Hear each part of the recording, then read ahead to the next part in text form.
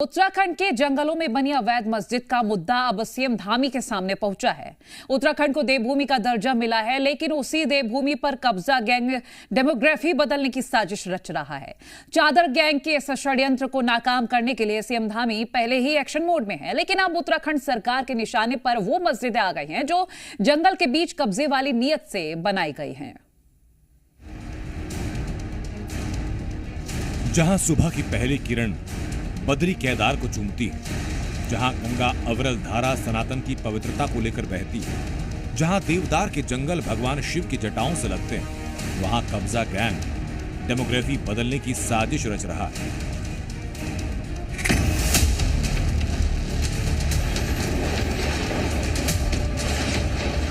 Land जिहाद mafia प्रदेश में अपना हरा नीला पीला कपड़ा डालकर हमारी बेकीमती जमीनों को लगातार उन पर कब्जा कर रहे थे।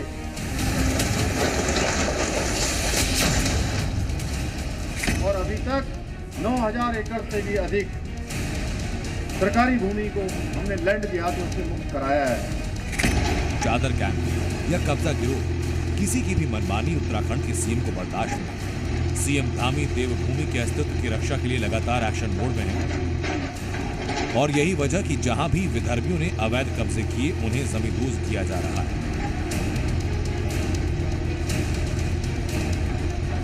सीएम की सख्ती और प्रशासन के एक्शन के बावजूद कब्जा गैंग अपनी हरकतों से बाज नहीं आ रहा। नैनीताल के जंगलों में मियां भाई ने अवैध मस्जिद बना दी और किसी को कानो कान खबर नहीं हुई। तस्वीरें नैनीताल के भूनियाधार गांव की, जहां भाईजान ने जंगल के बीच मस्जिद बना दी। अवैध मस्जिद की ये वीडियो सोशल मीडिया पर वायरल हुई तो नैनीताल एसडीएम हरकत में आए। नगर पालिका को भी निर्देशित किया गया है कि उस संबंध में अवगत कराएं कि जो भूमि वन विभाग के द्वारा लीज पर दी गई थी और उनके रिकॉर्ड्स में जो भूमि प्रदर्शित हो रही है, दोनों के एरिया में डिफरेंस क्यों है।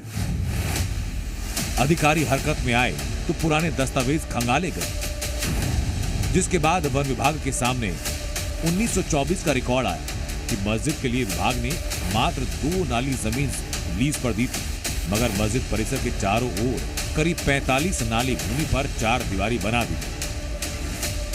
अब इस अवैध मस्जिद की जांच के लिए वन विभाग और राजस्व की टीम को मौके पर भेजा गया।